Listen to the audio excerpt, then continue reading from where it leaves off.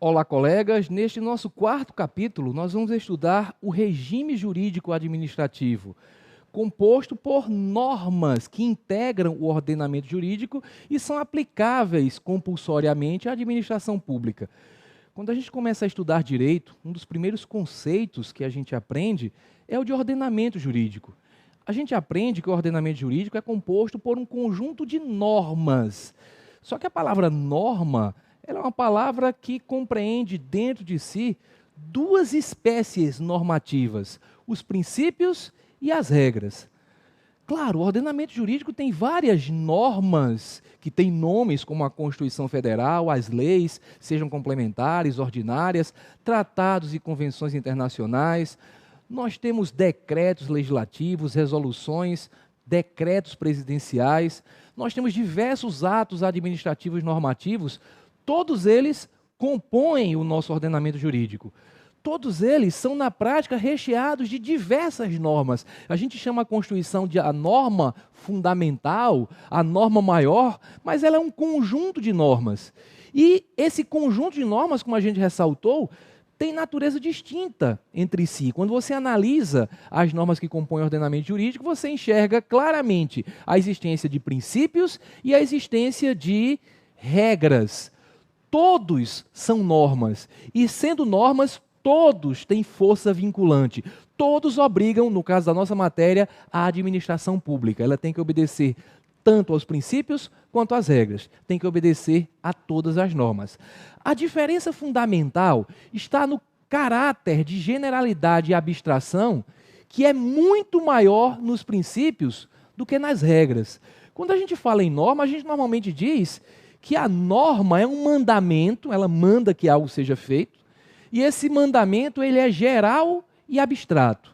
Ele é geral porque ele não é destinado a uma pessoa somente.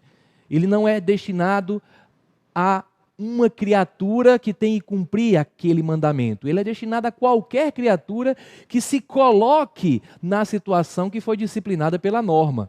Ele é abstrato porque não trata de situações concretas. Ele não fala de coisas concretas que existem no mundo. Ele fala de hipóteses que, se verificarem no mundo, quando elas forem verificadas, essas hipóteses devem gerar as consequências previstas por estas normas. Essas hipóteses de acontecimento no mundo, os casos concretos, os fatos, devem ocorrer em consonância com as normas. Só que quando a gente fala em princípio, o grau de generalidade e de abstração é maior. Porque, no caso dos princípios, eles trazem diretrizes que devem ser seguidas. Normalmente, as regras existem para consolidar os princípios. As regras, normalmente, têm que guardar consonância com os princípios. A gente vê que as regras, elas são também gerais e abstratas, mas o grau de generalidade é muito menor, porque elas tratam de situações muito específicas. E, portanto, elas acabam sendo aplicadas sem muita elasticidade na interpretação. Não há muito o que ponderar. Por exemplo, uma norma que estabeleça um prazo. O prazo para recurso é de 5 dias contados do dia seguinte ao conhecimento da decisão contra a qual você quer recorrer. Imagine esta regra. Não há muito o que interpretar. Você pode perguntar dias úteis ou dias corridos. A regra vai dizer isso. Não há muito o que ponderar com outros interesses. Quando houver um conflito entre regras, você vai analisar qual das regras é aplicável e rejeitar aquela outra.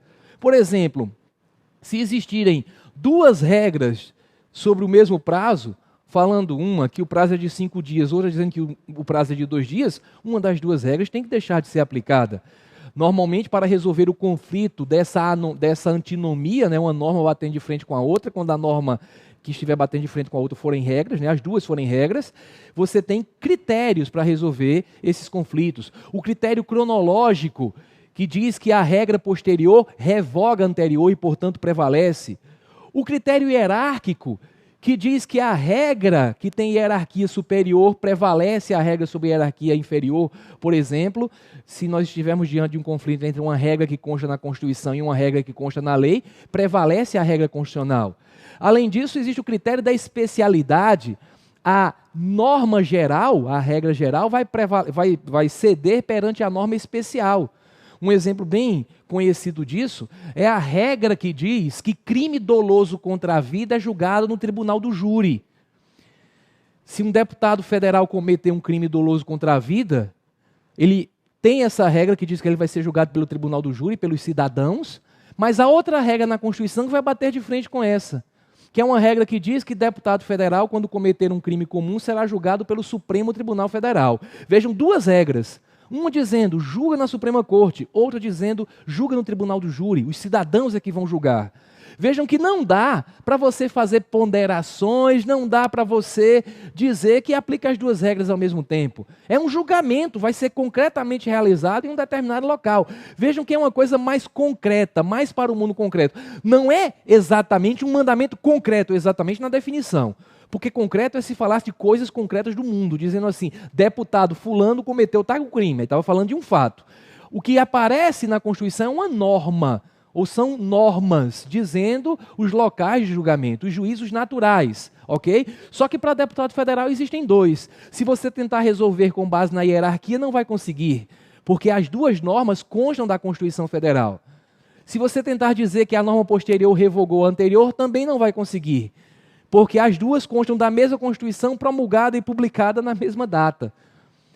Agora, há de se perceber que há uma regra geral para toda e qualquer pessoa, que diz crime doloso contra a vida julgado no tribunal do júri, enquanto há uma regra especial para tratar do caso do parlamentar federal, a regra do foro privilegiado, gostemos dela ou não. Esta regra, ela é especial. Sendo especial, ela deve ser encarada como uma exceção à regra geral. Deve prevalecer para aquele caso. Então você resolve com base em hierarquia, em cronologia, em especialidade, esses conflitos entre regras, mas sempre abandonando uma das regras. Uma das regras não será aplicável. Tem autor até que fala, e já foi cobrado em prova, que é no plano da validade que se resolve isso. Você vai dizer que uma daquelas normas é inválida. Isso seguindo a teoria tradicionalíssima, mas hoje em dia a gente explica isso de maneira um pouquinho diferente. Porque no caso de hierarquia, a norma da lei bater de frente com a norma da Constituição, realmente a questão é de validade, a lei é inválida. Mas quando você diz que uma lei posterior revoga a anterior, não é uma questão exatamente de validade, é uma questão de revogação mesmo. Validade é a compatibilidade de uma norma com as normas que lhe são superiores.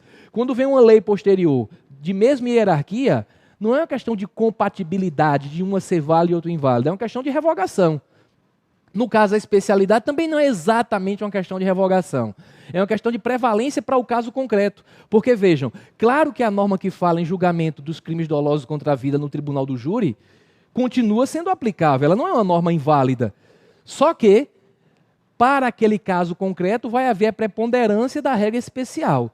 Então, a regra especial é considerada uma exceção à regra geral. Mas na teoria tradicional, se alguém vier falar que isso é resolvido no plano da validade, vocês vão aceitar como correto.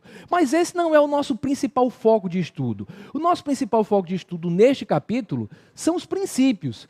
E os princípios, eles são bem mais abstratos. Eles não disciplinam situações específicas. A regra disciplina situações específicas. O princípio não.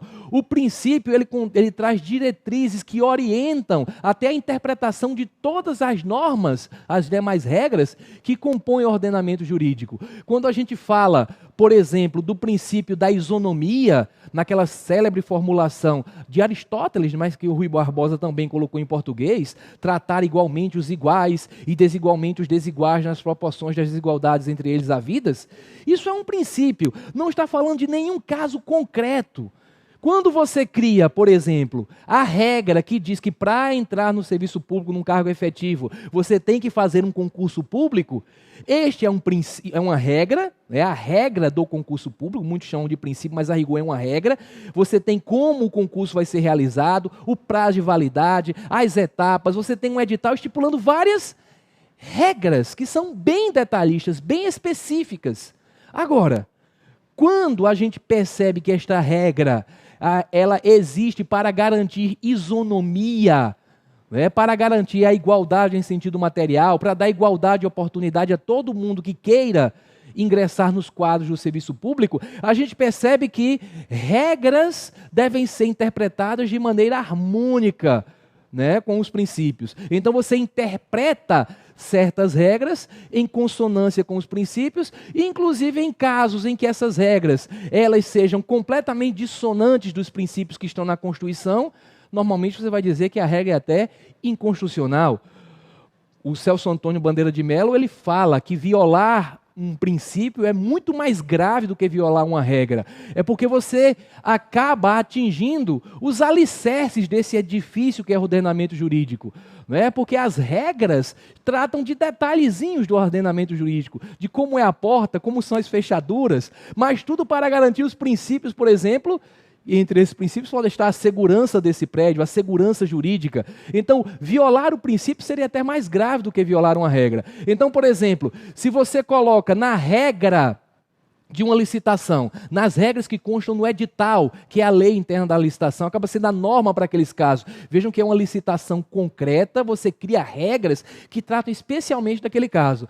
Se você coloca lá, na licitação, requisitos que não são requisitos necessários para que o contratado futuro cumpra o objeto do contrato. Por exemplo, coloca requisitos de capacitação econômica muito elevados. Só empresas com patrimônio líquido acima de 100 milhões de reais podem participar dessa licitação.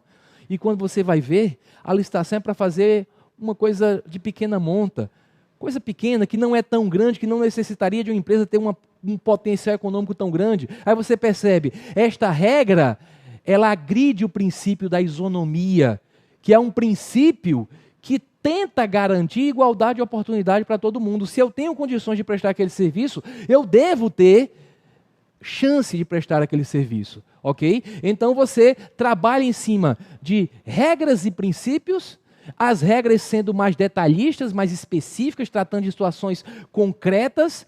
Quando estas regras estão na Constituição, elas não têm clara hierarquia com os princípios que estão na Constituição, não há hierarquia, mas sob o ponto de vista doutrinário, a gente entende que atacar um princípio é atacar a própria essência do ordenamento jurídico, porque os princípios devem orientar todo o raciocínio jurídico. Então, dentro dessa linha de raciocínio, quando a gente fala em normas jurídicas, a gente fala em regras e em princípios.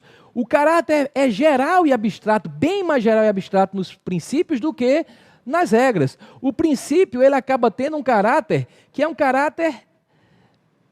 as regras acabam tendo um caráter específico, para tratar de situações específicas. Quando há colisão de regra, uma regra bate de frente com a outra, regras estão colidindo, você tem um raciocínio excludente. Você aplica uma regra e outra não, certo? E você vai resolver esse conflito usando esse raciocínio excludente com base em critérios, que são os critérios que nós falamos, o hierárquico, a regra superior se sobrepõe à inferior, o cronológico, não é, a posterior revoga a anterior, e a da especialidade, a regra especial prevalece sobre a regra geral, certo? Agora, quando há colisão de princípios, que é o que nos interessa mais, você não trabalha no campo da validade, você não tem um raciocínio excludente, você faz uma ponderação dos interesses em jogo, você gradua a aplicação dos princípios envolvidos. Você não pode rejeitar esse princípio, dizendo que ele não é aplicável nesse caso. Você vai ver os princípios que estão em conflito e verificar, de acordo com os interesses em jogo, qual é o princípio que deve prevalecer naquele caso, mas sem abandonar por completo o outro. Você vai proferir a decisão que seja mais consoante com os ideais de justiça colocados na Constituição, dando, claro, você vai ter que fazer isso, dando prevalência a um princípio, claro, certo? Você vai fazer com que prevaleça aquele princípio, mas da maneira a ferir menos o outro, a reduzir o mínimo possível o alcance daquele outro princípio. Então, dentro dessa linha de raciocínio, você dá um exemplo que é um exemplo clássico. O princípio que garante a todos nós o acesso à informação, o direito de se informar, que é combinado com a liberdade de imprensa, claro. A gente precisa da imprensa para que a gente tenha acesso à informação da maneira mais ampla possível. Não vou dizer mais ampla e irrestrita, porque às vezes esses princípios batem de frente com o direito à imagem, à honra, a vida privada, a intimidade das pessoas. Então você tem direito à proteção à sua imagem. Até onde vai a liberdade de expressão, a liberdade de imprensa, antes de bater de frente com esses princípios? Ou até onde você pode reduzir o alcance de um dos princípios em favor do outro? Há um caso famoso na jurisprudência, né, que foi quando o ex-jogador de futebol Romário criou um bar no Rio de Janeiro, cujo nome era Bar do Gol, e na porta dos banheiros, tinha fotos de Zagallo e de Zico sentado em cima de uma bola furada. Ele estava revoltado com ter sido cortado da seleção brasileira. Então, era uma liberdade artística do artista que fez o quadro, era uma liberdade de expressão, mas se disse, olha, a liberdade artística de expressão não pode chegar ao ponto de ferir o direito de imagem das outras pessoas. Nesse caso aqui, como, por exemplo, para mim, para você, talvez não, mas para um jogador de futebol ou um ex-jogador ser retratado sentado em cima de uma bola furada, isso é uma coisa humilhante. Então, quando se chega no ponto de bater de frente com um direito garantido, ferindo de morte esse direito, você vai dar prevalência a determinado princípio. Agora, vamos comparar duas situações para que vocês vejam o ponto mais importante dessa parte inicial do nosso capítulo. Que o ponto mais importante é essa lição de que você não abandona por completo um princípio. Talvez, num caso concreto, dois princípios batendo de frente, prevaleça o princípio A, e no outro caso concreto, os mesmos dois princípios batam de frente e o princípio B prevaleça, para mostrar que você não joga um na lata do lixo. Não é como uma norma, uma regra inconstitucional que você joga no lixo pelo critério da hierarquia. Imaginem, por exemplo, duas situações em que uma pessoa grava a imagem da outra. Imagine jornalistas gravam a imagem de outra pessoa sem autorização e exibem na televisão, exibem no jornal. O que é que vai prevalecer? A liberdade de imprensa, o direito das pessoas terem acesso à informação ou a imagem, o direito de imagem daquelas pessoas? Vamos trabalhar em dois casos. Imaginem que num dos casos, semelhante a um caso que você já ouviu aí na televisão, não vou citar nomes para evitar processo, né? Mas vocês imaginem que num dos casos, uma autoridade pública está, por exemplo, no saguão de um hotel, certo? Um local que é aberto à circulação pública, mas sentou lá ao lado de uma mesa e um repórter, alguns jornalistas ficaram num local ali ao lado sem que ela percebesse, sem que essa autoridade percebesse, né, com a câmera escondida, e filmaram essa autoridade pública recebendo um pacote de dinheiro, colocando dentro do paletó. Lembra daquela cena? Pega o pacote e bota no paletó. Certo? E aquela autoridade pública é responsável por um conjunto de contratos. Depois foi até reconhecido que aquela pessoa que entregou o dinheiro é uma pessoa que estava, por exemplo, tentando a prorrogação de um contrato, né, porque existem casos na lei de licitação, serviços continuados, por exemplo, em que os contratos podem ser prorrogados dentro de um certo limite de tempo, e esses limites você estuda lá no capítulo relativo a licitações, mas imaginem, foi filmada uma autoridade pública num local que não era a casa dela, dessa autoridade, estava num local que, apesar de não ser exatamente público, mas é de acesso público, porque as pessoas podem chegar ao saguão do hotel, foi filmado e foi exibido num jornal. Essa é a situação A. Você tem de frente aí, batendo de frente, a liberdade de imprensa, o acesso à informação por parte da população, e de um outro lado, o direito à imagem. Foi filmado um sujeito sem que ele autorizasse. Essa é a situação A. Acho que você já imagina. Ah, claro, o sujeito está cometendo um crime, isso é cometimento de crime. Não está sendo filmado na casa dele. É uma autoridade pública, o direito à proteção à imagem, ele é reduzido para pessoas públicas. Você já começa a raciocinar assim, entendendo, provavelmente, pela validade daquela prova como uma prova até num processo judicial, entendendo que não há ilicitude na realização daquela gravação. Mas comparem com uma outra situação. Imaginem que uma pessoa entrou num determinado prédio, de onde dava a certa distância para ver uma janela de uma pessoa que é uma atriz famosa. E essa pessoa, por descuido, deixou aquela janela meio que entreaberta, não colocou uma cortina, e o sujeito, usando um equipamento de filmagem moderno, à distância conseguiu aproximar e captar cenas naquele quarto em que aquela atriz famosa, ela estava com intimidades, tendo intimidades, digamos assim, com uma pessoa que é desconhecida.